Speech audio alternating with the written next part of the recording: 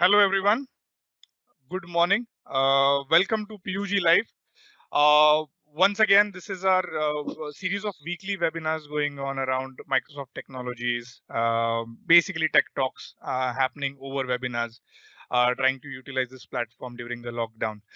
Before we begin today's webinar, I'd like to give you a quick heads up. If you'd like to stay updated with the activities PUG is carrying out, make sure you subscribe to our YouTube channel. The link is on the screen right now.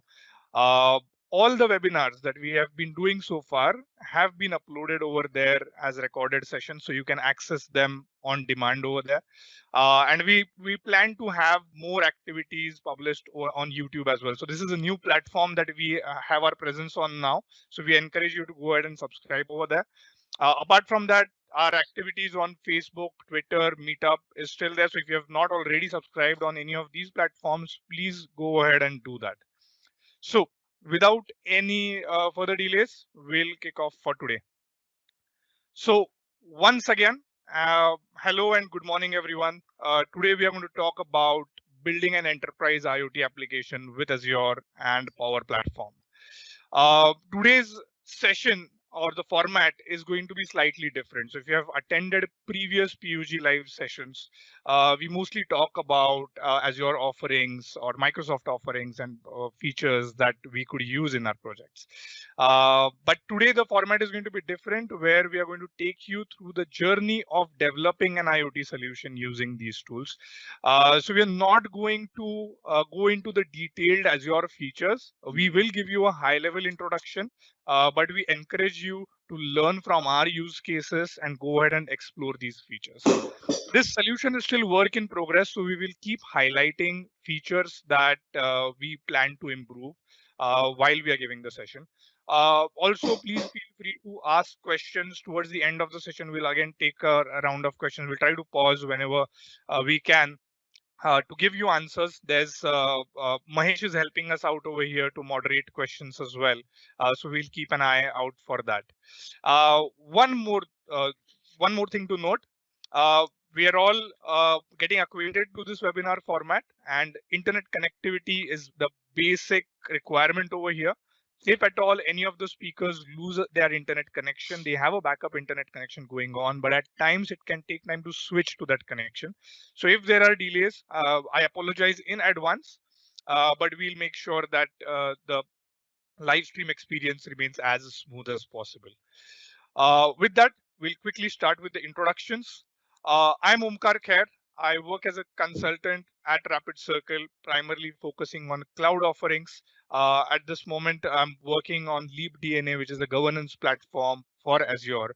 But IoT has also been my passion for a long time. I started my career with a startup on based on an IoT solution between 2011 2013, and Nagesh and Paresh were part of that journey with me. So I'm also excited about that we're getting to present this topic together. So yeah, over to Nagesh for your introductions. Thank you, Omkar, and good morning, everyone. I have working in IoT domain since past 8 years. Like Omkar already mentioned, we have worked on IoT domain since 2011-12. Then unfortunately it didn't work out, so I moved to another startup to again in the IoT domain.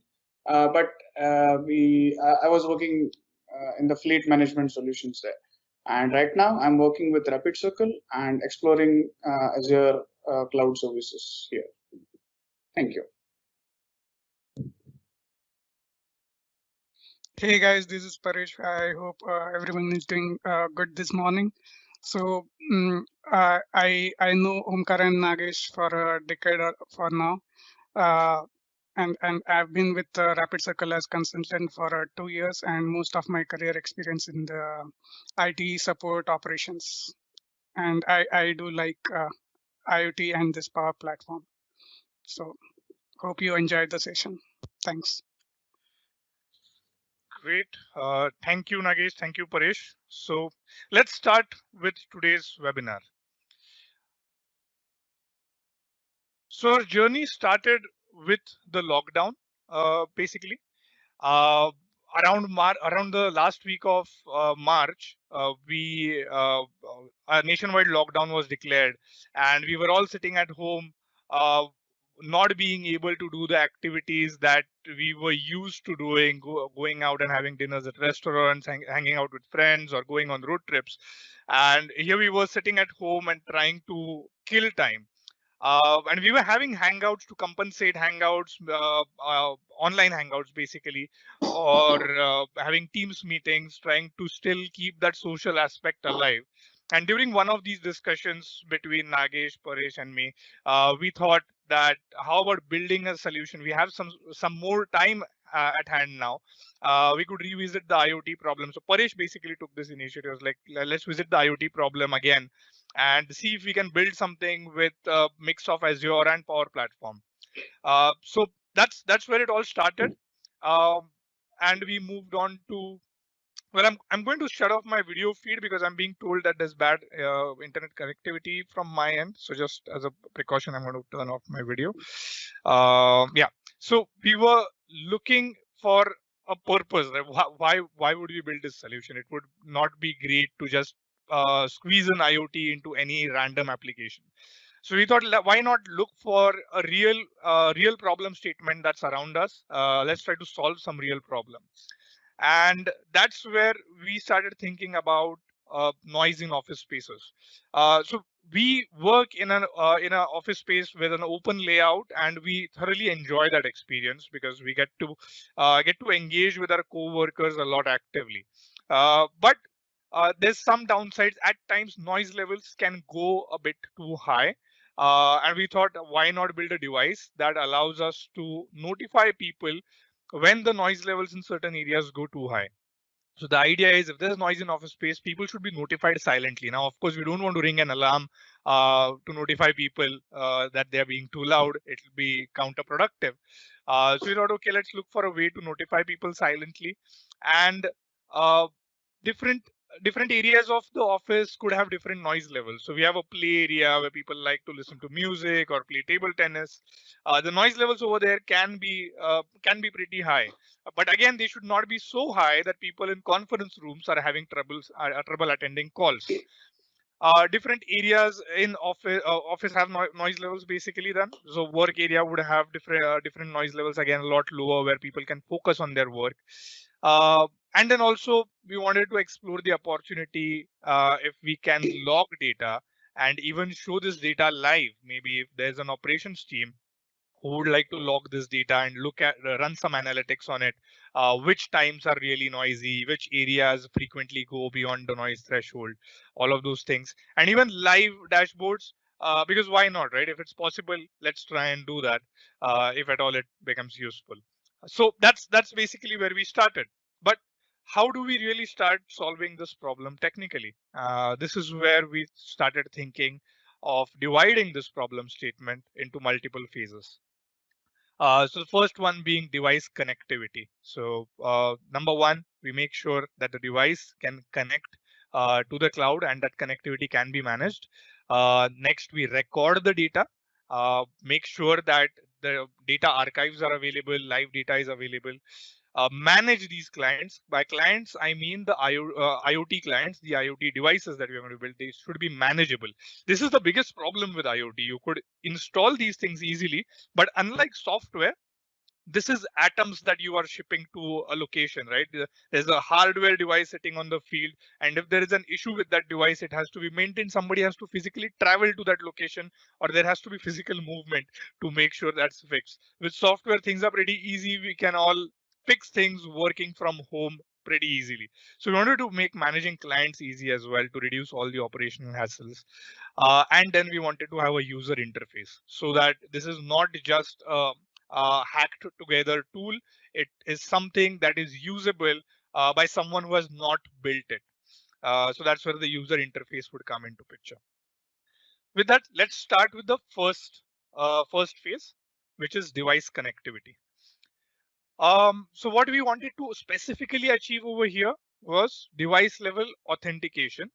every device should be able to authenticate against the cloud service with its own independent credentials. So we have discussed that there's going to be multiple areas in the office where noise is going to be monitored.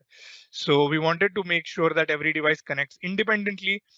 We are connected to a corporate network. We want to make sure credentials are isolated. So if one device is compromised, it does not affect another device, and that vulnerable device can be quickly decommissioned.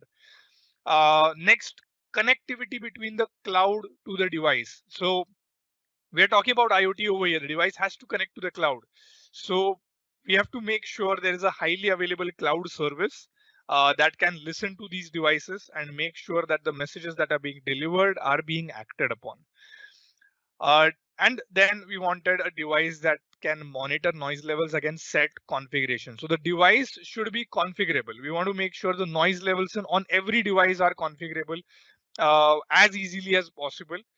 Because again, going back to our case, we want to make sure the office, the work area, the main area should have lower noise levels, and the play area can have larger noise levels. So that's for that kind of scenario, we want to have them individually configurable. So we started off with the IoT device. So this one was pretty easy, and some of you would have guessed Raspberry Pi is the most popular maker board out there. So we thought, why not? I had one handy. It is a pretty accessible device, and during lockdown we could not go anywhere. So we were actually looking for uh, ways to implement this with least amount of sensors and exceptional devices as possible, so that we can find the tools within our houses. So I had a Raspberry Pi lying around. I ordered a really cheap microphone, USB microphone, and LED indicators. So all of these connected. Basically, the Raspberry Pi can listen to audio using the microphone and glow the LED indicators. That's the idea over here. And the configuration as well can sit on the Raspberry Pi. It could be a JSON file. It could be anything that can sit on the Raspberry Pi and dictate the configurations, what the threshold is, what the location is, and so on. I want to do a quick check. Is my connection good? Paresh, Nagesh, can you tell me quickly if my audio has been clear so far? Absolutely. Yes, Loud yes. and clear. Thank you. Okay, so that was the IoT device. Quickly taking a look at the client device. So this is what the device actually looks like. Basically a Raspberry Pi with GPIO pins connected to LED indicators. If there are people online who have worked with GPIOs or with Raspberry Pi, you would understand what we are trying to achieve over here. Basically controlling these pins to turn these LEDs on and off. What we do is uh, we have two LEDs because the amber LED or the yellow LED is used for the warning light. So we want to notify people when their noise levels are approaching the threshold already, warning them that, hey, you're getting pretty loud there. Okay, please be in control. And the red indicator, of course, goes on when everything has hit the ceiling, and we are like, okay, you're too loud. You need to really lower your voices. So that's the idea over here. And the USB microphone is basically to allow us to listen to audio levels, of course. So yeah, that's a pretty easy hardware being used over there. Next, we started looking for the cloud service. So what cloud service on Azure could we use to that can be highly available and allow us to process these messages relatively easily. And IoT Hub stood out pretty quickly. So IoT Hub basically is a central messaging hub with device registration and authentication possible on this resource directly out of the box. You don't have to do anything for that. It's scalable to support simultaneous connections to millions of devices. Um, Supports up to 300 million messages per day, depending on the tier you choose for the IoT Hub. So the one we are using is the free tier where you can push 8,000 messages per day, but you can go on to 400,000 and up to 300 million messages per day. So number of devices doesn't matter over here. It can support millions of simultaneous connections, but as long as you are sending less than 300 million messages per day, you should be good.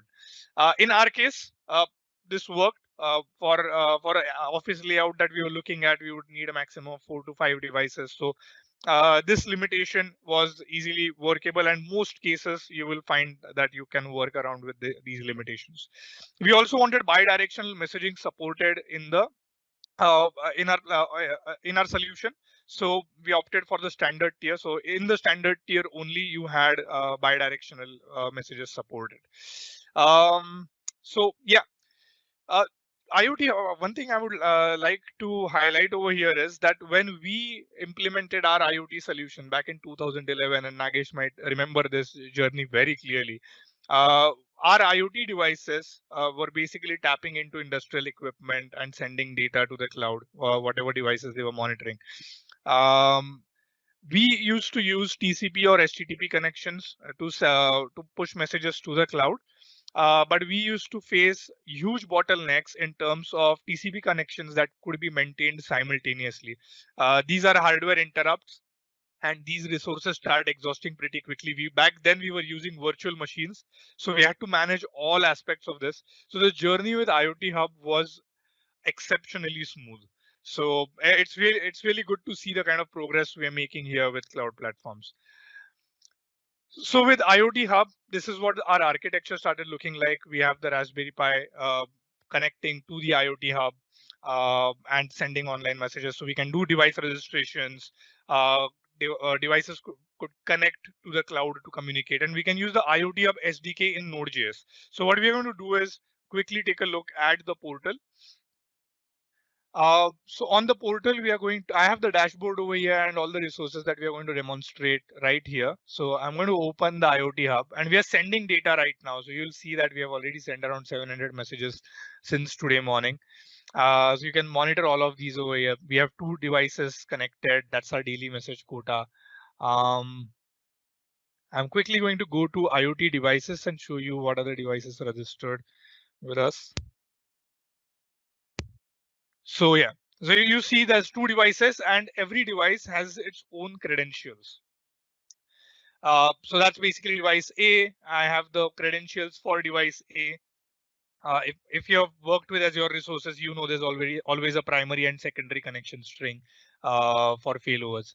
Um, One good thing over here is you can easily enable or disable this device. So if you disable this device won't be able to connect to the IoT Hub anymore. If you think that a device is doing something malicious, you can quickly disable it from here, and your support engineers can go to the field, get the device fixed, cleaned up, or replaced, and you can enable this connection again. So yeah, that's basically what we have on the IoT Hub. Uh, Nagesh later is going to talk about some more features like message routing and device twins, but I'll leave that for him to cover. Um, so our message being sent to IoT Hub looked something like this. We have this message payload indicating what is the red threshold being set right now, what was the amber threshold being set. Min values, max values are just for visualization purposes. This is something that we are using later for visualization. Timestamp is also sent with the message so that even if messages are delayed, the system knows that this is a delayed message and the timestamp from when this observation was recorded. And this is our key attribute, which is the sound level observed over here. So we can clearly see that the sound level is below the red threshold. So no alarm was raised. Now, some of you might wonder that why are these configurations sitting here? Why are they sitting on the device? Why are they not on the cloud? The answer is pretty easy. We wanted to have this computing done on the edge. So even if the device loses internet connectivity, it should not lose its core functionality, which is being able to raise the indicator whenever noise levels go beyond threshold.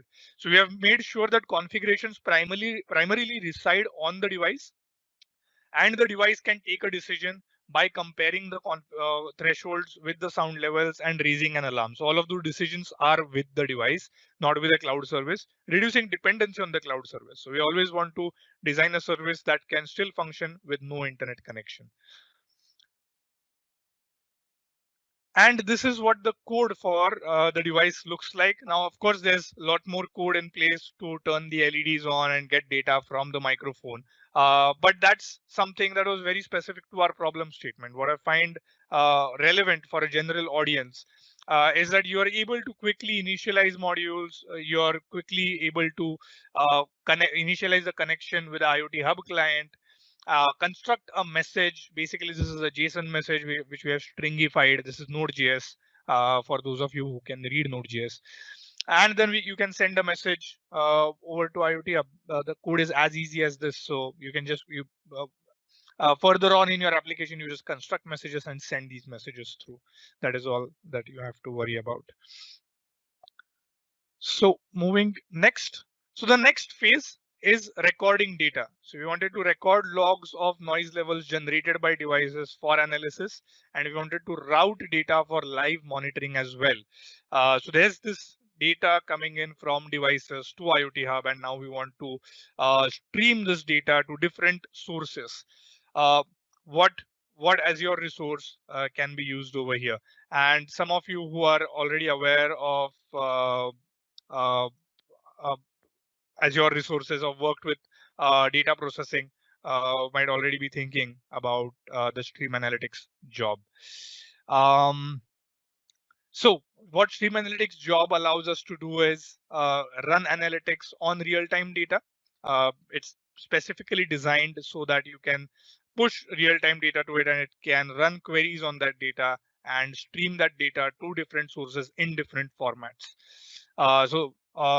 And it basically has the ability to do end-to-end streaming of data in a serverless fashion. So you're not worrying about the infrastructure over here as well with the stream analytics job. You're just creating a streaming unit, and we'll take a look at the stream analytics job resource on Azure shortly. But you're just worrying about streaming units. And if you think that the streaming unit, that if you start off with one and that's not sufficient, you can start increasing from there. Azure has its own recommendation of number of streaming units, and I recommend you to take a look at the Azure documentation while designing your solutions. To give I found this diagram from the Azure documentation itself a lot helpful in understanding stream analytics for those who have not worked with it. Basically, you can have different business data from different business units being pumped into any of these resources like event hubs, blob storage, or IoT hub. And that data can be picked up by stream analytics and streamed into or delivered to any of these sources. So it could again be event hubs or service bus or functions or Power BI. In our case, it's going to be Power BI and table storage, but all of that is supported. Let's quickly take a look at Stream Analytics.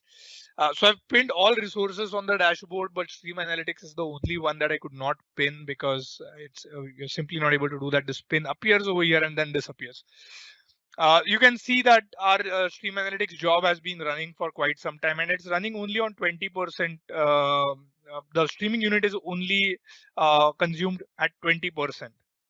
So with just two devices, we are pretty good, pretty well off. With adding a few more devices with just one stream analytics unit, that would work out for us. So you can see we have already processed since morning. We have already processed a couple thousand messages. With stream analytics, what you can do is you can actually configure inputs. So our input, you must have guessed already, it's the IoT hub. That's where the data is coming from. So we have the IoT hub configured as an input over here. And then we have outputs. Uh, we have outputs like Power BI and table storage right over here. So what we are doing is picking data from the input and pushing data to outputs. But how does Stream Analytics know what data to send in what format and where? That's where the query comes into picture. Uh, can someone tell me if the font size is good enough? Or Nagesh, do you want me to zoom in for this to be more visible? It's better for me. It's good. Okay. So zoomed in a little either ways.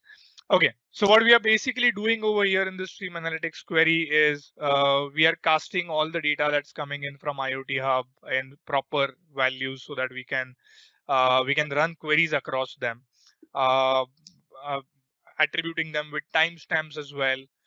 Further, what we do is the first part of the query over here, what we are doing is sending data to Power BI. So this is the Power BI output. And what we are trying to do is this is the live stream. Power BI, and Paresh will explain this in detail as well. Power BI live stream requires flat data structure, whatever the number of devices be. On our dashboard, we wanted to show two devices, the play area and main area. So data from both these devices had to be merged into a single row to be streamed to Power BI.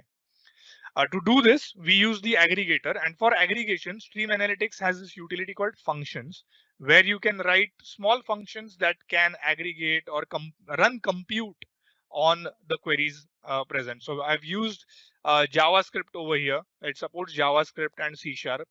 And I've used JavaScript over here. Because I'm running, I cannot edit any of this, so you'll see this grayed out. But what we are basically doing over here is by device, based on the device that is uh, that based on the device value in that particular row, we are populating an object and aggregating the sound level in one go. So what we are making sure is that uh, whatever the number of rows we are gathering, before we send the live data, the maximum sound level is always recorded. So even if it's just one input being sent out for 5 rows coming from the same device, the highest sound level is pushed to the Power BI so that the UI can indicate the highest sound level in that window. Uh, so that's basically what we are doing over here. And I'll quickly like to highlight that all of this code will be made available through a GitHub repository in a few days, maybe a couple weeks, as we plan to make some improvements to the solution. So all of this will be accessible to you. Going back to the query, we are using a tumbling window over here. So because this is an aggregation, we are actually aggregating multiple rows together. We are using a 5-second window to capture data from different devices and then aggregate, flatten it out into a row which has values of both devices, device A and device B. All of this is then pushed to Power BI for live stream, and we'll see how that data is visible on Power BI as well. You'll see two queries over here. So we were basically pushing data for historical analysis to two sources, but it's only the table storage that is relevant over here. It's the pin drop table connection, where we are storing data in the table storage for historical analysis. And I'll quickly show you what that table looks like over here. So this is the pin drop logs table. This is also used by Power BI in one of the visualizations. So this is where you see that data over here is arranged by device, of course. So you'll see a device column, you'll see the max value, threshold, sound level, all of the attributes that were present in the JSON payload that I had shown you earlier. So that's Stream Analytics. So with Stream Analytics in play, this is what our architecture looks like. So we are getting input from IoT Hub, and we are outputting live data using tumbling window to Power BI. And we are outputting logs to table storage. So you're seeing that Stream Analytics is able to pump data to two different targets over here. So that's basically it. With this, we achieve the functionality of recording data. With this possibility that we can consume this live data as well, and this possibility of historical data as well. But of course, there are some aspects still pending, and Nagesh and Paresh will cover next. So I hand over to you, Nagesh. Yes, thank you, Omkar. We have a couple of questions. Would you like to take it Oh before? yeah, thank you for letting me know how data is coming from sensor devices. Okay, that's one of the questions that we have. How is data coming from the sensor devices? So we have not covered that aspect right now in this presentation, but that will be available in the code. So we are using the USB microphone. There's a Node.js package that allows you to tap into audio levels coming in from the USB microphone. It's a mic data. And it's pretty generic because we all use microphones connected to computers every day, right? So computers are obviously able to do that. So that is the approach. But once the code is available, you'll be able to take a look at the modules being used and all of those details. LED indicators are driven by the Node GPIO module again, which is available in Node.js. Uh, with that, we are able to glow the indicators on and off.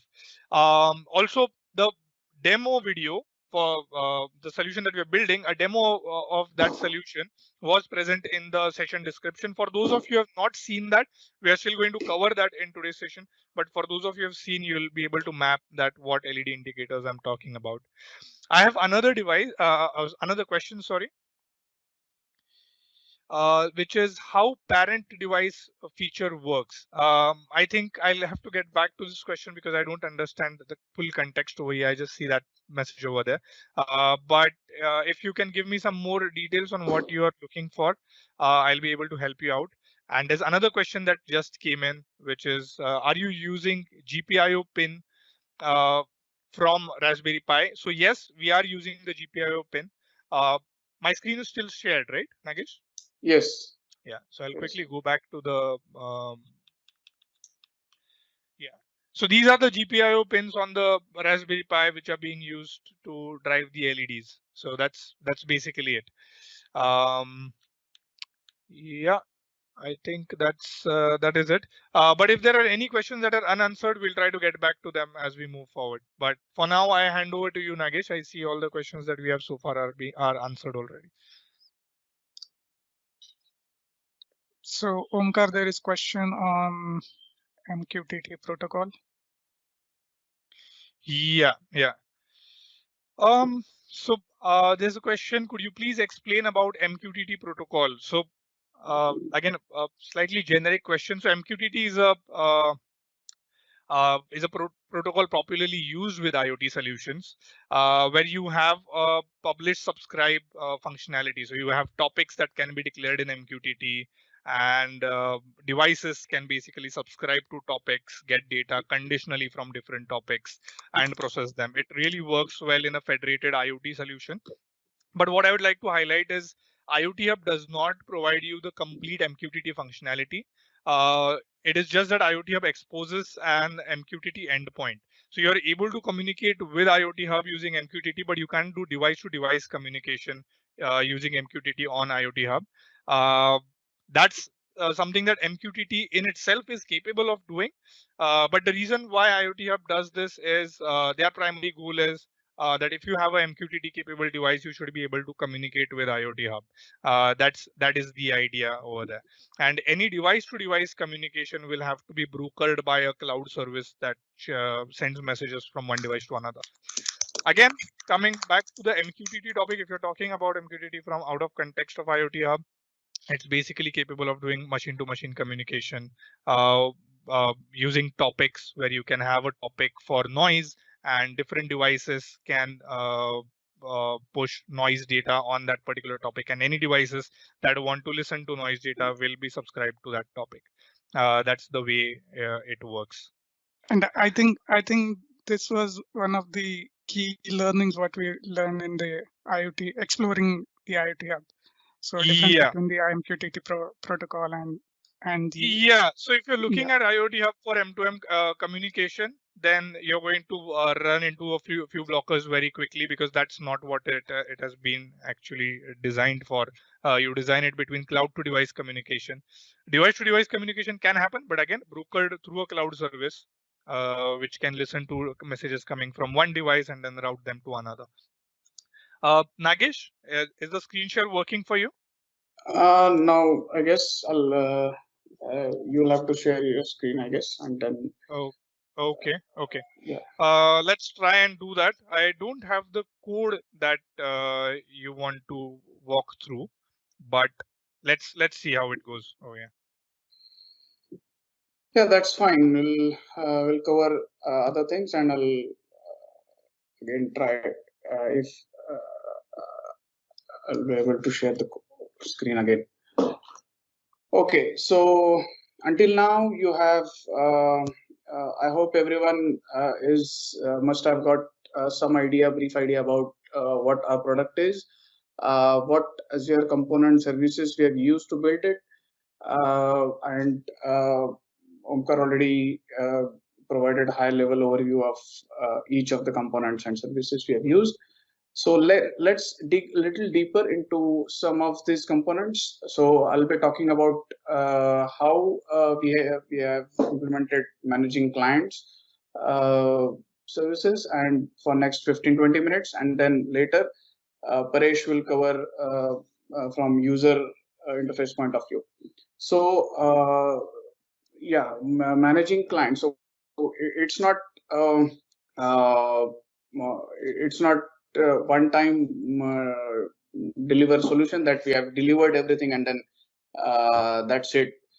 We don't have to worry about anything. It's not like that. We have to keep an eye on every device which is installed, uh, health of each device, what is the data that is coming in from each device, like all those things. So for that, we'll have to we should be able to configure an individual device, but before configuration, we should be able to see entire list or all the devices that are registered in IoT Hub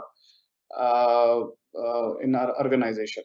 So and then last and important point is event-driven architecture, because nobody wants to sit in front of screen and continuously monitor the health and see if every device is connected to it, every device is sending data to the IoT hub. We don't have to do that, right? So that's why we have event-driven architecture. And with this event-driven architecture, you'll be notified as soon as device goes offline. So yeah, let's see one by one. Um, yeah. So first thing that came to my mind is function app. To get the list of all the devices, we should uh, use something by which we can extend the HTTP API for the clients. And we have multiple ways to do that, but in function app, we chose function app because we don't have to worry about the infrastructure, the server, what are the configurations and all those things. We just have to focus on business logic, and based on that business logic, we can whatever requirements we have, we can strictly implement that, and that's it. And also the main thing about functions app is we don't have to worry about which language I'm well versed with. I can implement it in JavaScript, C Sharp, PowerShell, Python, Java, with whatever language you are comfortable with. And this function app provides the very important feature as binding. So uh, this binding feature allows you to connect input and output to different resources from Azure. So let's say you have some data in Azure table storage, and you have a Power BI where you want to show that list of devices or that data. So we can only bind that table storage as input binding, and you can bind the Power App or Power BI as output binding, and that's it. You don't have to write write uh, many lines of code for that. Just configuration part is very much crucial here, and then function app comes with pay as you go model, as well as uh,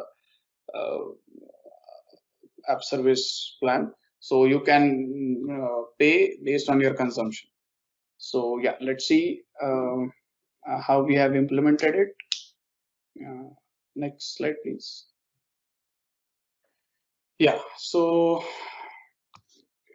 yeah, you already aware of IoT Hub. Omkar explained it very well. Then I've talked about functions app. So let's divide this entire diagram into two half. The upper half is table storage and function, which is triggered by HTTP request, and lower half where we have all other components. So the upper half is used to get the list of devices present in our database, that is table storage. So this function is triggered by HTTP request. So this function is triggered by HTTP request, which is coming in from Power App. Paresh will demonstrate it later, but let's assume that we have this HTTP trigger function, and a request is coming from Power App. So requesting all the devices listed in our database. So like I mentioned, we have table storage as input binding, and Power App as output binding. Will fetch the result from database and will display it to Power App. Period. That's it. And then in the lower app, this is a little bit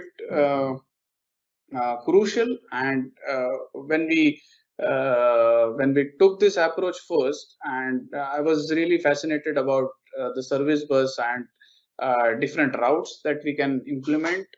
So basically, message routes is the very important feature in IoT Hub. If there are multiple endpoints, and if you want to do different operation or different way to handle different inputs, then we can definitely use message route. In message route, you can configure a query. When data comes into IoT Hub, and anything that matches with our query, and we can route it to different endpoints. So let's say we have different events and data coming in from our devices, and every time we don't have to trigger the function app. We don't have to trigger every time. So what we have done is we have configured. Now we have implemented the service bus, and we have configured the message route that only trigger this function if threshold value is null in the telemetry data. So let's say we have a device object on the IoT hub, and we have a query that let's check threshold value. If it is null, then route it to function. And what function does is it will get the threshold value of that particular device from table storage, and it will return that again to the device, because whatever configurations we are updating in the table storage, those needs to be synced to the actual device. So this entire mechanism is implemented like that. So Omkar, if you could just go to portal, we can quickly show. By the way, Nagesh, I quickly downloaded the code from our GitHub repository, so we can show the Okay. code as well. Okay, great. Just Great. for your note. But let's go to portal first. Yes. And you want me to take you to the function, right? Or IoT hub? Message route. Yeah, IoT Okay, hub, let's and go to then the IoT hub. Yeah. yeah, IoT hub. Then we have message routing. So if you see here, we have this route named threshold messages, and let's focus on this routing query where $body.threshold is equal to null. So body is the HTTP post request body, and there is threshold parameter, threshold property, and if that property is null, then we have endpoint configured, that is threshold topic endpoint, and that data will route through service bus, and will be HTTP trigger function will be triggered by that. And right now we have used as service bus, but there are 3-4 options which are which you can configure as a storage container, event hub, service bus queue, and service bus topic, which we have used. So table storage. So let's say we have event generation mechanism on the hardware side, not on the IoT hub side. So, and we don't want to focus on every data that is coming into the IoT hub. We would like to focus on events data. So we can configure that query, and that data will be stored in table storage. So we can configure that route as well. So yeah, we can use table storage and a message routing feature for that, and you can show the table storage data stored in the table storage to the Power BI or any output for that matter. Yeah, go back to slides. Yeah, yeah, I've already covered this. So let's yeah. So this was while building this, we were exploring all the components we come across, because I wasn't much familiar with all the components or services provided by Azure. So I've started off with the previous approach we have, I have showed, but then I've realized that we can use this device twin feature, which will do all the things which we want, and in much simpler and easier way. So we have discarded the first approach, and we have used the present approach, which is in front of you right now. So here, IoT Hub has a very good feature as device twin. So IoT Hub maintains a JSON document for each device registered to it, and this JSON document consists of device identity properties and device reported. There are three sections. I'll show it later. What all the fields and sections we have in the device twin. But very much important point is this device twin. We can use this feature to synchronize the data from server and device. So, so there is a section called desired properties. So, if you want to communicate anything on the device side, so we just set that property from in the IoT Hub device twin, and the change notification will be triggered and device will be notified automatically. So we don't have to worry about the synchronization of the data between server and device. And in similar way, if device wants to report something, device app wants to report something to the cloud, then we have a reported property structure. And let's say device battery is going low on the device side, so device app can send that value or just an alert that battery is going low, and we can send that we can set that value in the device twin, and this time server will be notified with the change. So in this way we can maintain the synchronization between device and cloud. Omkar, can you go to the portal again? Yeah, open the device twin. IoT device. Going to device twin, IoT devices. Yeah, so here you will be able to see all the devices listed in the IoT Hub, registered in the IoT Hub, and here device twin. This page, this all those configurations and things Omkar already explained. So here, like I mentioned, we have a properties object, and in the properties object, we have desired properties and we have reported properties. And very important, we don't have to focus on all those things that are present there. We can configure our own properties inside that object. So we have used the threshold values and different, like Omkar mentioned, we need different threshold value for play area and different threshold values for conference room. So we can add those property in the device twin object, and we can set or we can change the values of those properties from anywhere. So that's the crucial thing. We don't have to send anything on the device side. Device side will be notified automatically with this change. So yeah, that's it. You want me to go back? Yeah, go back to slides. So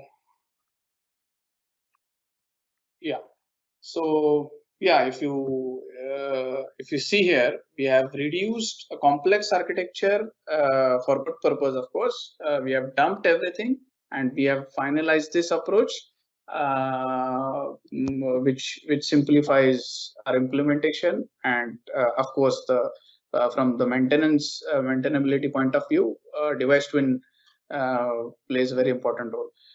Just keep in mind that this device twin feature is available only in standard tier. This is not available in the basic tier. So here, if you see this diagram, we have two functions, which one is to set the threshold values in the device twin, and another function is get the list of devices from device twin. So table storage is completely out of picture now. The service bus and message routing and all those things are completely out of picture, and just IoT hub, device twin, and two functions. That's it.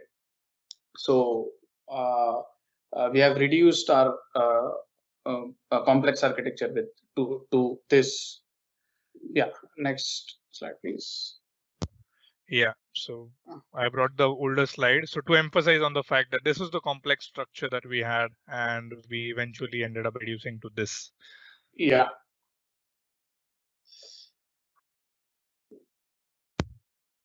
Okay, you want me to go to the code? Yeah, and function code if you could. Yes, I'll need just a moment to get that on the screen. So okay, hold on a second. I'm going to have to juggle a few windows around before you'll be able to see that.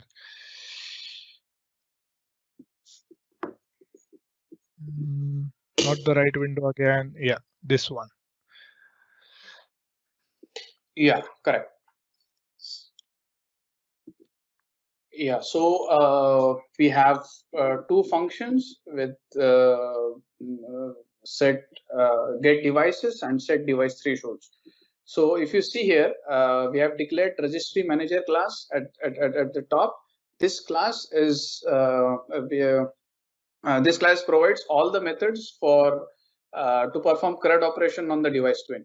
We can retrieve, we can set, we can update, and all those things are possible with this registry manager class, and we have used it for our purpose. So if you look at the code inside inside the try block, we have received an object from the HTTP request. We have extracted the body, and then what we have is first we need the device ID, because device identifier is very much important, because if you set threshold values to the different devices, then it's of no use, right? So we have extracted device ID first, and with the IoT hub service connection string, you will be able to understand that this particular IoT hub, we want to configure this particular the device which is situated registered in this particular IoT device.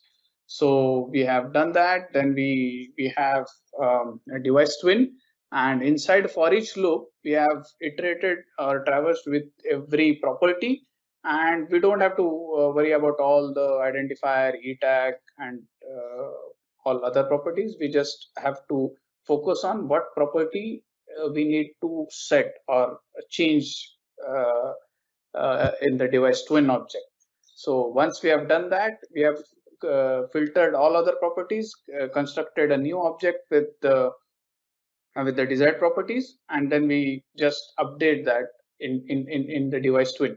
So if you see registry manager dot update device update twin async. So this method again comes with the registry manager class. So yeah, and this e tag plays a very important role, because we get to know that at this time we have updated the values of this device. So yeah, Omkar, can you go to get device function?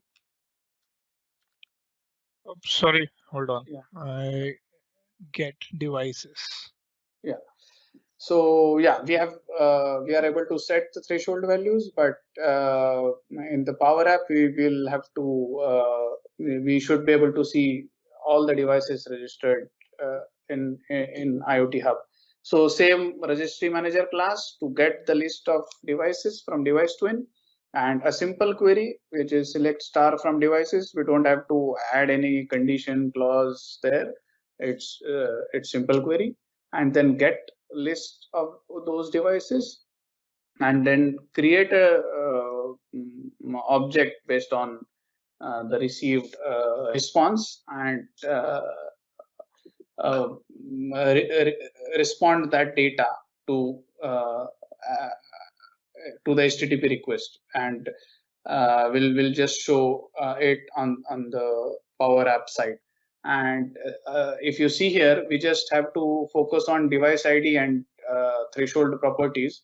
So again, we have filtered all other properties, and we just focus on these two, and we have constructed a new object with only required data and removed unnecessary data. So yeah, with these two functions and device twin, we are able to achieve that.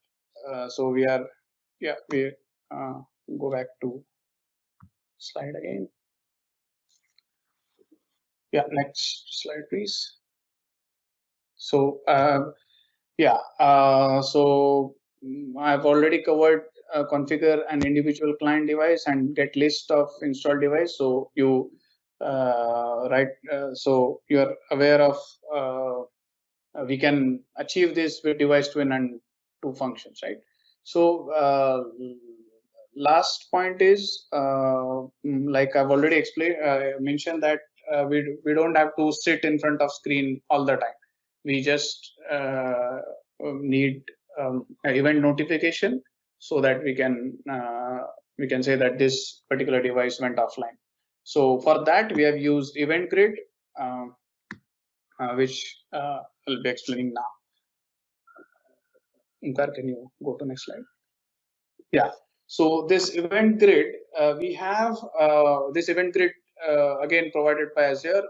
So if you see, if you notice a pattern here, we haven't implemented anything on our own. All the things which are provided by Azure, we have just utilized it. But the main crucial thing is how we utilize it, and where which service needs to be utilized where. So event grid, we can implement event-driven architecture. We can build application with event-driven architecture with event grid, and this is inbuilt service provided by Azure. So we can have Azure resources which needs to be subscribed to a particular event, and then we need a event handler which will do something about that event. So we have event source and we have event handler. So event source could be anything. An Azure resource, we can there are multiple event sources which I'll focus on next slide. But let's keep in mind that there are so event we have here we have used Logic App as an event handler, and we have registered device disconnect event.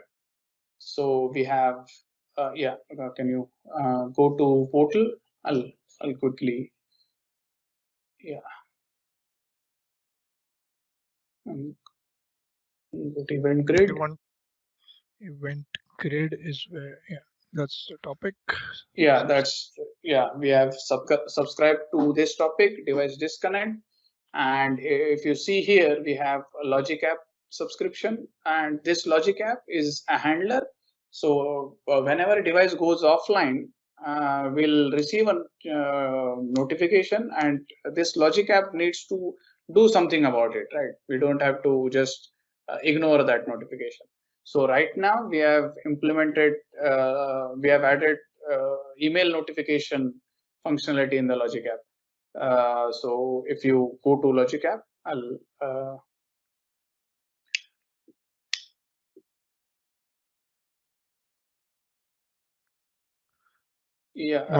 want me to take us to edit mode?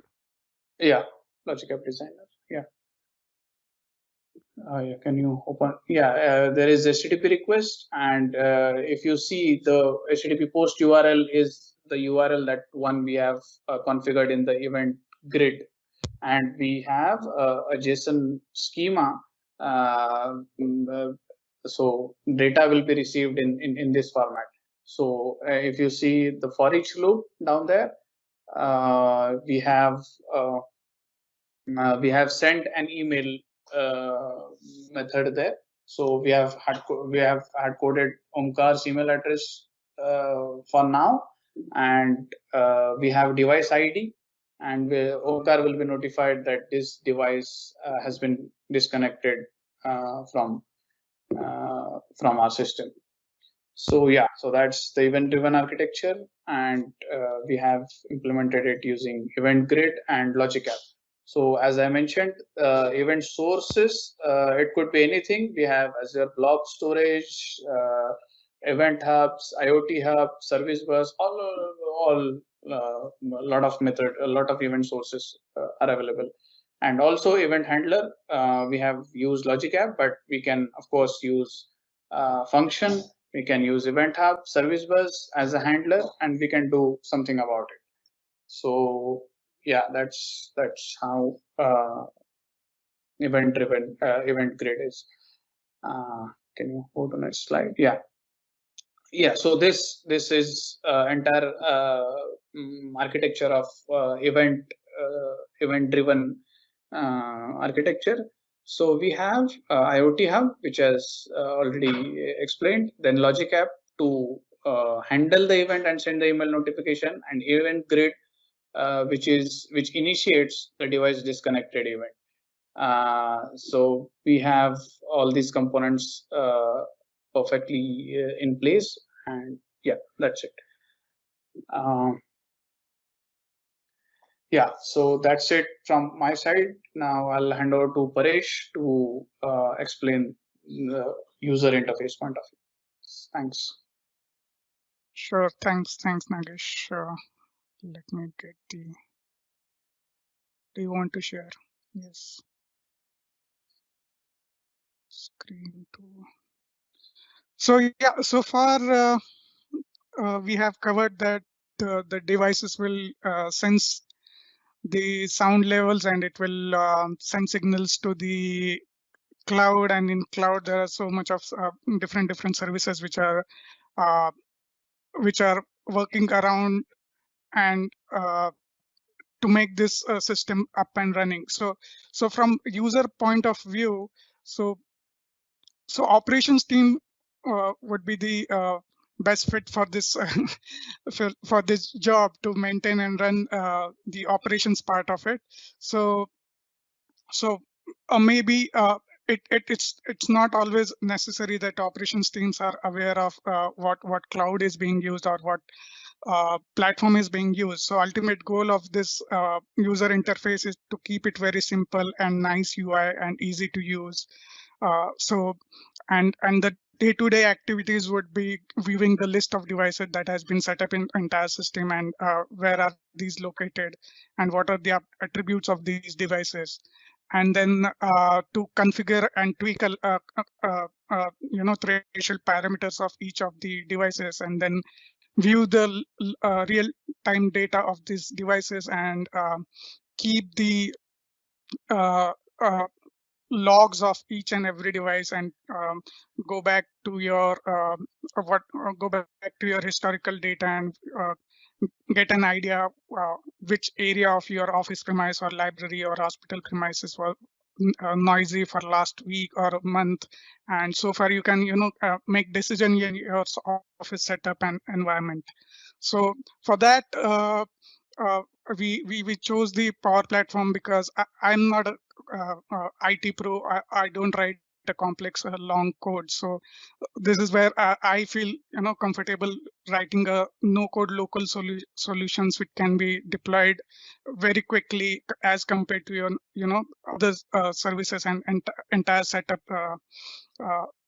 for this purpose. So Power Platform consists of 4 different service products.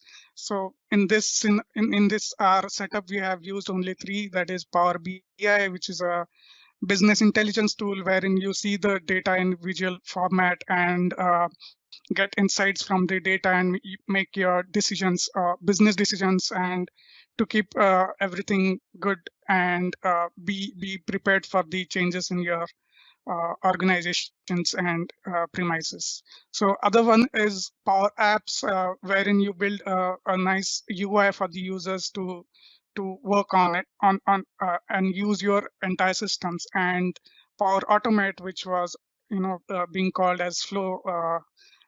It is being used to automate all your processes within your Azure side and the UI side. So it is kind of a bridge that fills in the gap. So Power BI in this we have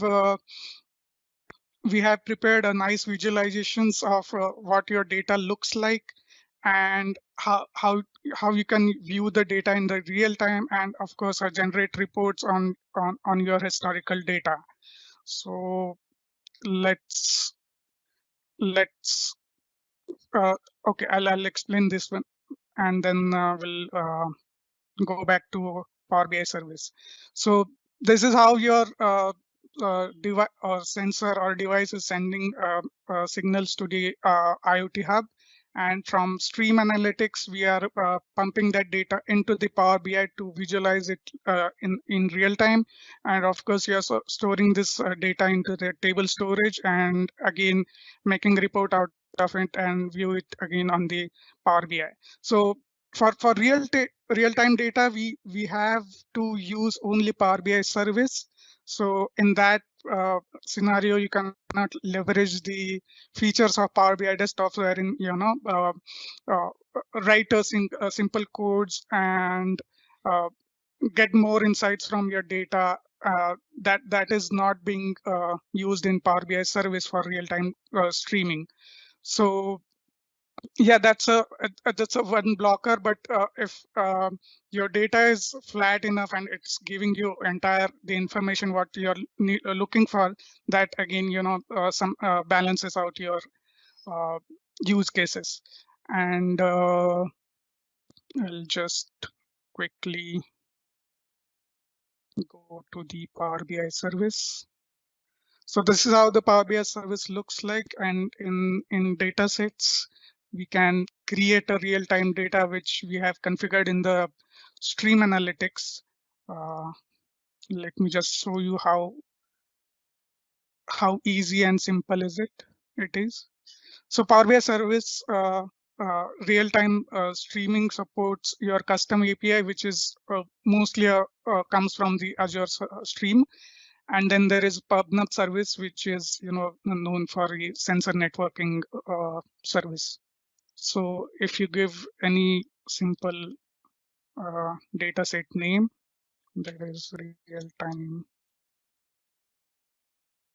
Oops.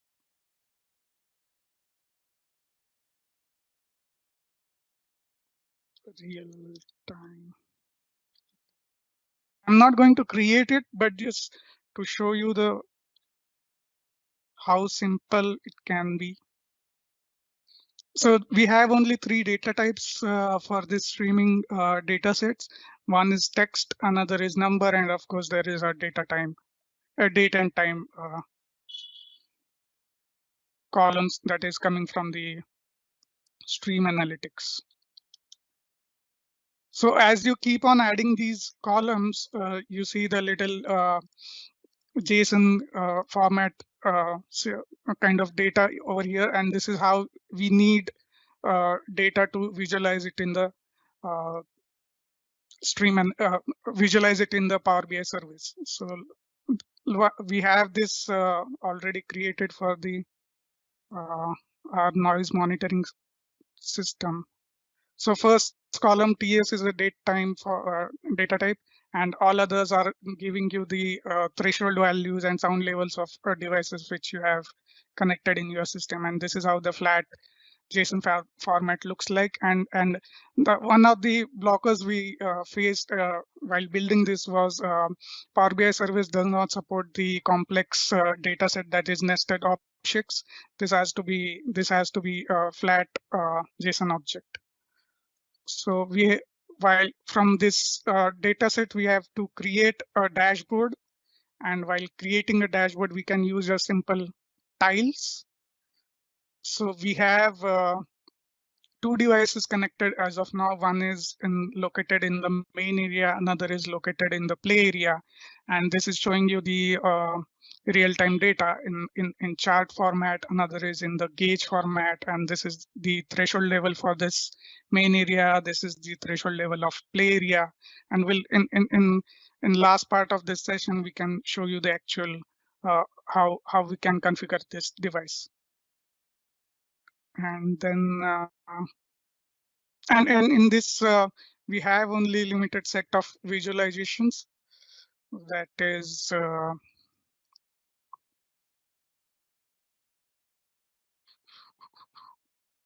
one is gauge, and another one is line graph. Then there is cluster bar chart and cluster. One more is and one is simple scorecard. I think my browser is not that working, but anyway, you got the gist how the Power BI service setup is configured, and we'll quickly move on to the next slide. That is Power Automate. This is again a low-code, no-code platform to automate your all processes within your environment, to bringing data from one location and passing it on to the service under the service in your system. So as we said in the user interface, we need two different types of actions to be done. One is to get the list of all the devices set up in the system, and another is to set the configuration of these devices. So this is what it looks like, the two Azure functions which Nagesh just explained us. We those needs to be triggered from somewhere, and to get this running. So first flow we have here is to get which will hit the Azure function app to get the list of devices. Another is to set the configuration levels. So I'll just quickly show you one of the flow. So trigger for this flow is obviously coming from a screen that is user is going to use. So trigger for this flow is Power Apps. Then we have initialized three different variables to accommodate the configuration values. That is the device ID of that particular device, and then there is amber threshold and the red threshold. And we are just using this variable to compose our JSON object, which is like very simple. And this object is going to set up values in your ultimately in the device twin configuration in IoT devices. So as we build this JSON format, we'll use the HTTP trigger action to send it to the Azure function with the post method. And this is the URI of that particular function. And we are just putting our JSON object in the body. So, and we are just waiting for a successful response from the Azure function.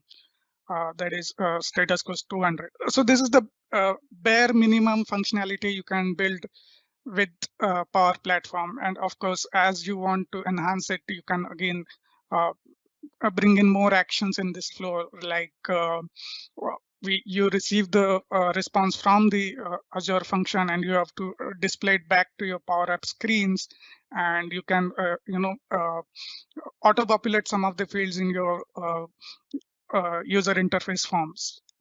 So this is what the bare minimum we have just so far built up, and yeah, that's about it. So I'll just move back to our next slide. That is Power Apps. So with this Power Apps product, we can simply design a simple apps which can be consumed by your web browser or the mobile device or any other device that has access to run this web application. And with the use of flow which we have just seen.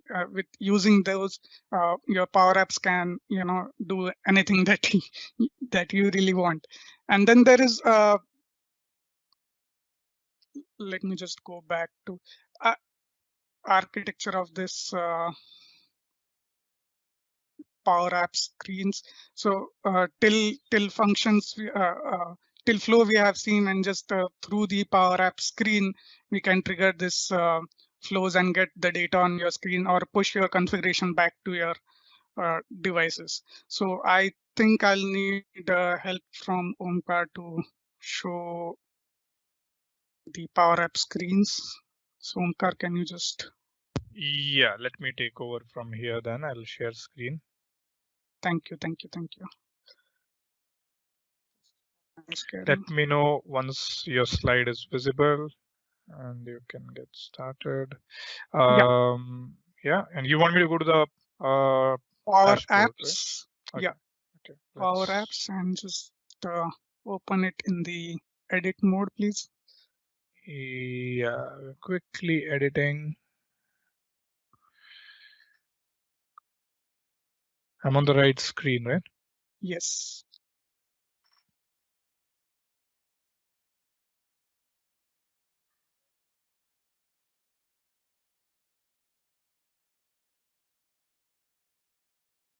Yeah, this takes some time to load. It's a full web Yeah. app and designer that loads on the screen. So if you have any questions, viewers, you can keep Yeah, them I noticed there are a coming. few questions, but the screen Yeah. has loaded again. So let's Okay. get this done and we get back to questions. Okay, so we have just designed two screens over here. This is as simple as we can do it. So screen one shows you the tiles we have built it in the Power BI service to show our real-time data, and those similar kind of tiles we can simply add it in the Power App screens. And then to view your list of devices, there is a button called refresh device list. So if you see the code or simple code, will just trigger your Power App. Sorry, flow. I keep getting confusing between the Power Automate and flow. So this will just trigger your flow and bring the list of devices, and it will populate in the gallery just below that button. And if you go on screen 2, Omkar.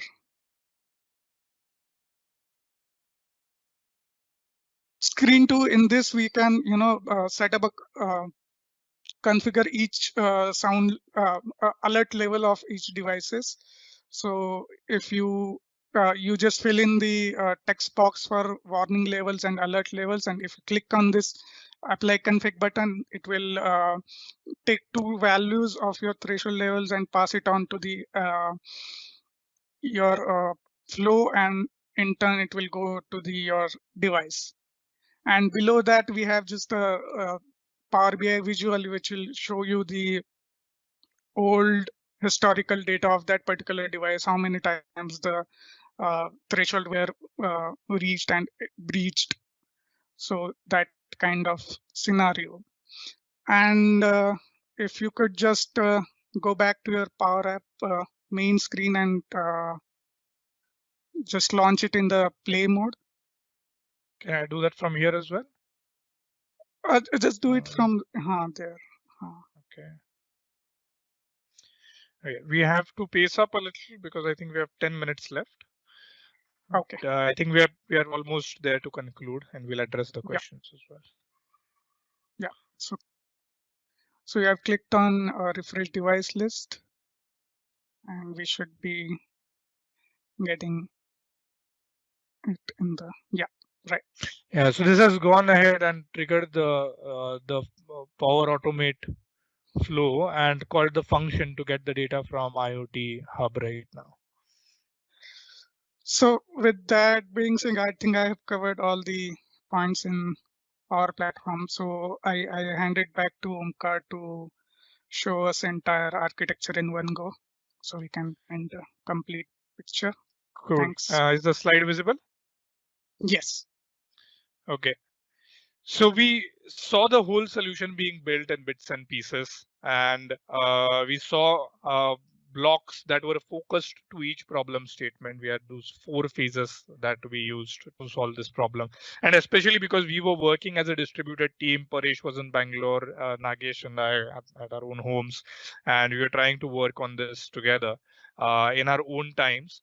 So all of this helped us pace that, and we brought all of this together, and this is what the whole architecture looks like. So you have the IoT hub sitting in the center, the Raspberry Pi connected to the IoT hub, sending data, event grid subscriptions in place, triggering logic app to send out email notifications when a device disconnects. There's stream analytics, pulling data from IoT hub and pushing it into Power BI and table storage in their own schema. And then we have functions implemented by Nagesh, which can be used by Power Automate Flow and be used in Power App to make sure the UI can be used in the way that we just saw. What I'll do is I'll use this opportunity to quickly bring up the video. And I might have to share my screen again because I've not shared screen with audio. Let me do that. Um, so system audio. And let me know if you can see the video and also hear it. Um, I'll bring it right here and play.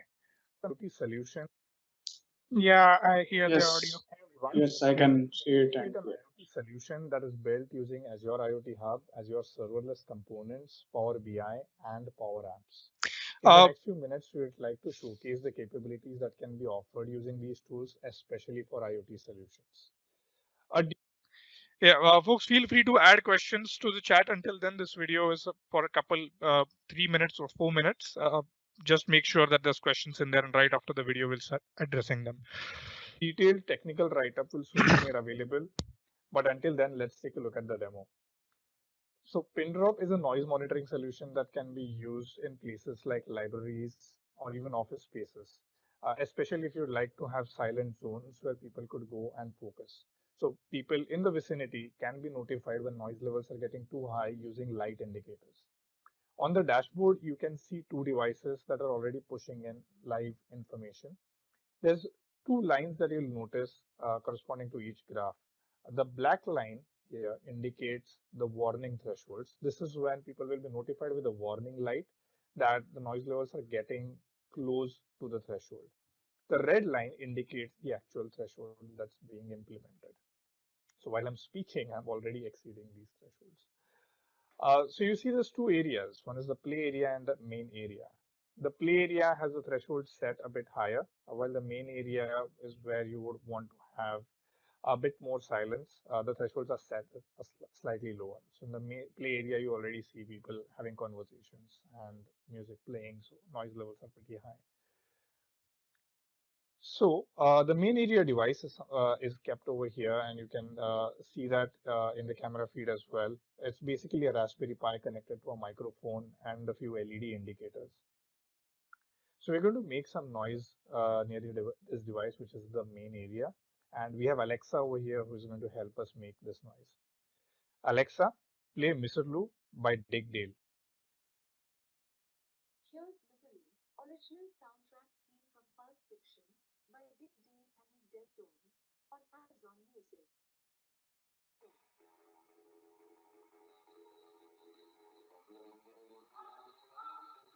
So if you notice, the music is playing already, but the indicators aren't really maintaining their state, whereas they should be. So it looks like the device is a bit misconfigured, and we would like to reconfigure this device. So we'll go to the main area device, and on a dedicated page, we can see the warning and alert thresholds that are being set. So we're going to lower them a little, maybe set this to 45 and alert at 55 and apply this config. The config is updated and to take effect immediately. So you do see the warning is being issued now, but still the red indicator isn't maintaining state. This is where we can again update the alert level and apply config. Yeah. This is making sure the the red LED indicator is maintaining its state long enough. Alexa, stop music. And over here on the live dashboard, you can see the information coming in where the thresholds were being changed. So there's a slight latency, which is completely tolerable, but you can monitor how the noise levels have been increasing once the music was on and how the thresholds have been changed.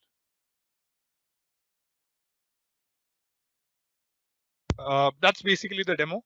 And there's a YouTube link in the meetup description if you want to watch it again. Feel free to do that. I do see questions over here. I'm quickly wrapping up with a couple slides and coming back to them. So as I mentioned, this is work in progress. We're still planning to cover a couple more aspects and publish this for you to access, review, or maybe even contribute to this project. We'd love to have more contributors on board. What we are planning to do is check if we can get Azure AD authenticated functions. Right now, they're authenticated by secrets. Would just be nice to have Azure AD backing up authentication there. Using custom API integration on Power Apps may be an opportunity for us to eliminate the need for Power Automate and also explore device provisioning service. This is one interesting aspect of IoT Hub, where we could basically allow setting up of devices while building them, and they can be shipped to the field and just installed. You don't have to sit and configure the strings in the code. Trying to connect with the Raspberry Pi or anything, you could just write the Raspberry Pi with pre-baked secrets that can be used by device provisioning service, making installation a lot easier. A quick summary of the Azure costs. Now, these are costs that we have incurred or estimated based on our experience. So your experience might vary based on how you configure these resources. So we have IoT Hub, Stream Analytics, Azure Functions, Event Grid, Logic App. And amongst that, IoT Hub, if we run on the S1 tier, which is the standard one tier, in central India, these are the central India pricing. IoT Hub is cheaper outside of India, around 1600 rupees. And in central India, the price is a bit higher, around 2300 rupees. But we thought let's price it towards central India, considering most of our audience will be over here. So it can support around 400,000 messages, which would be good enough for 4 devices, even if they're sending messages every second. Right now, we are sending messages every 5 seconds, but even with every second, around 86,000 messages per device, 4 devices could be supported at the same price. Sorry, you'll notice that Azure Stream Analytics is the most expensive resource over here because it does get billed by the hour. It's around a little above 7 rupees per hour for a single streaming unit. And if you add more streaming units, the costs, of course, increase. You could, however, automate this process so that Stream Analytics jobs are running only during work durations where you want live dashboards populated and historical logs recorded. Azure Functions is one of the cheapest resources that we have on board, especially because we are on the consumption plan. And even if we have considered a very generous number of executions over here, but still the costs are relatively cheap. You could even go for an app service plan for more predictable pricing, but we are leveraging the micro billing capability over here. Event Grid as well, even with 100,000 disconnects per month, we are not running into any costs. You could just multiply this by 10 and get charged around 80 rupees or so. So Logic Apps again is a tad bit expensive, but as long as the flexibility to modify that process helps you, this price might be justified. So overall, around 8,300 rupees for us to run this solution for 4 devices in an office space. Of course, not including the Office 365 licenses for a Power Automate or the whole Power Platform suite. So that's to be considered separately.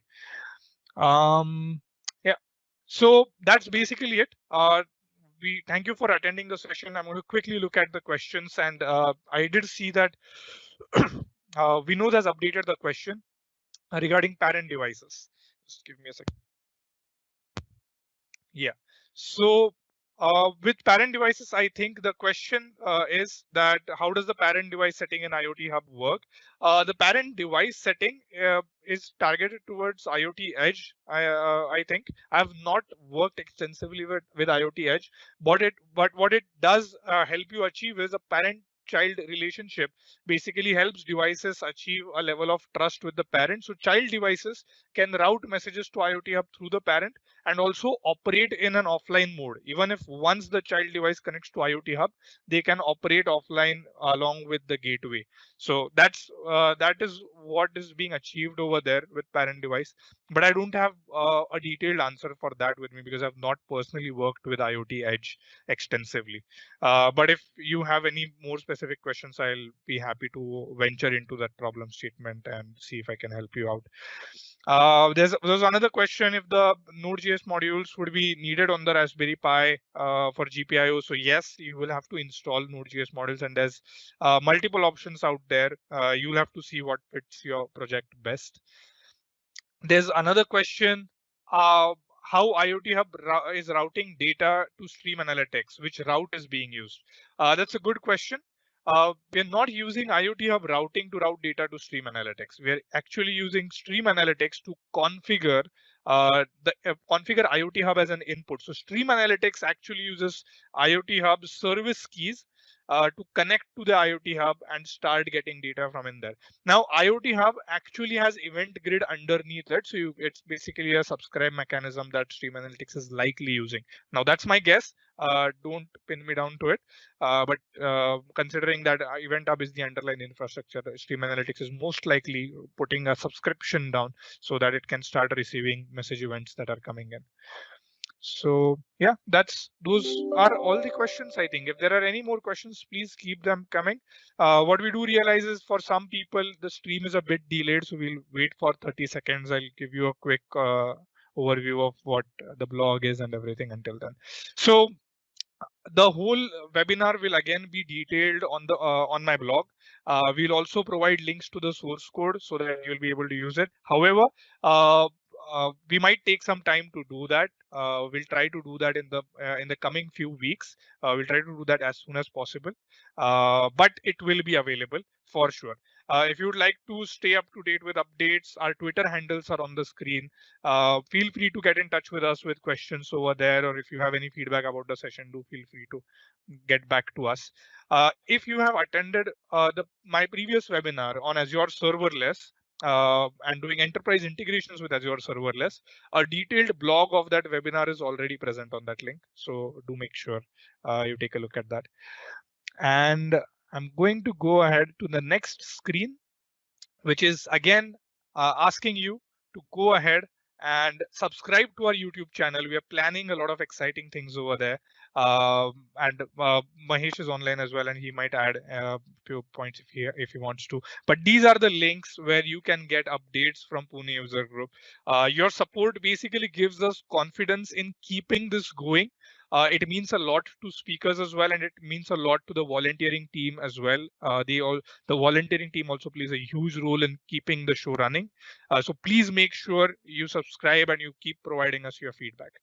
I see one more question which I can take, which is by Sanjay. What could be the minimum frequency of messages to be sent? What if we set it up to milliseconds? Well, yes, of course, you could set it to milliseconds. IoT Hub does not dictate the frequency of messages. I'll have to check the Azure documentation if there is a time bound limit over there, but that's unlikely. If that is not mentioned over there, your devices could just start pushing in messages in millisecond duration frequencies. But do take note that there is a limit on IoT Hub scale where if you reach the scale of the tier that you have booked, for in our case, it's 400,000 messages. If we go for S1, if you exhaust those number of messages in a single day, you're not going to be able to process messages. So just keep that in mind. Otherwise, you should be good. So yeah, I think those seem to be all the questions. Mahesh, do you want to add anything about the YouTube channel or have I covered everything? I think Omkar, you covered everything. We just would like to announce that next Saturday I think we'll be having some case with this session, same time, 10:30 a.m. So the details are coming up by today, end of the day on Meetup. We'll share the Meetup link for it on our Facebook Twitter channel. So everyone, we have these 4 channels. Also, we have Telegram channel where you can subscribe to get the notifications about any such webinars. So you can subscribe to Telegram channel also. We are posting messages there also. And that's all. Thank you for joining on this Saturday morning. See you on next Saturday, 10:30 a.m. Bye. Great. Thank you, Mahesh. And thank you, everyone. Thank Have a you. fun Yeah, weekend ahead. thanks Nagesh, thanks Thanks. Paresh, Thank thanks you. Omkar. Thank you. Thank Bye-bye. you. Bye bye. Bye bye.